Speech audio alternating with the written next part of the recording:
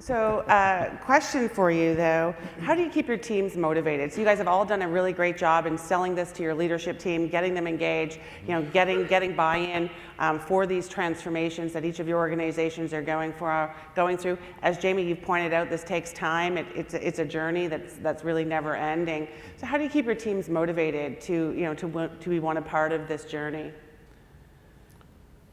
Jamie? So.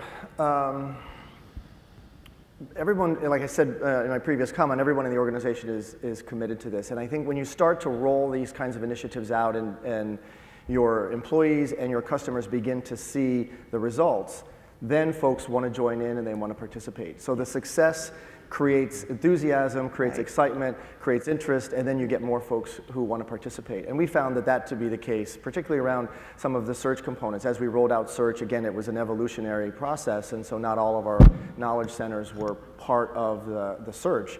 But then it became, well, how do I get my content in there? Sure.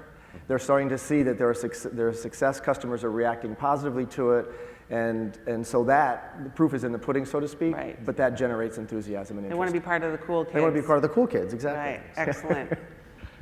Similar in our organization, right? Like I said, the senior management had identified some key people that we thought could be some of these champions around customer experience. Sure. And so me and my team, which really 2 years ago I didn't have a team of experienced designers, and we built that up from scratch.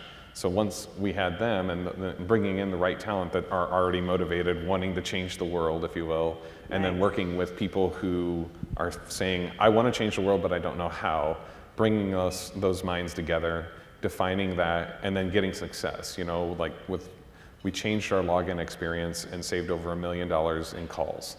And once you hear that type of story, to the storytelling point that Nigel mentioned, once you hear those types of stories, they're like, can I get in on this? Right. And so really right now we're at a place where we have so much coming to us, we're either asking for resources or saying, and actually what we've been doing is, as a team, we've been designing a program of train the trainer, meaning we know we can't do it all. We don't anticipate being the team to do all the journey mapping and all the design thinking and all these other things.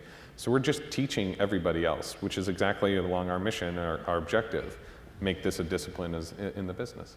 Perfect. To me, it's you've got to explain the why and the how, and that's where it all starts coming together. I think we just want to come and have our people do the best work of their lives, and so therefore you just got to get out of their way. You've just got to let them get on to do what they need to do. So there's a lot of storytelling. As a company, we probably don't have a lot of ego. We're not really hot on job titles. What we just want people to do is come in and just make the best decision for a customer. So we pretty much keep out of their way, and so they just do what's right. And so we don't measure, we don't do a lot of the probably traditional methods and models of how other organisers have sort of done that. And I came out of a government organisation, so you can probably imagine the culture shock from coming from one to the other.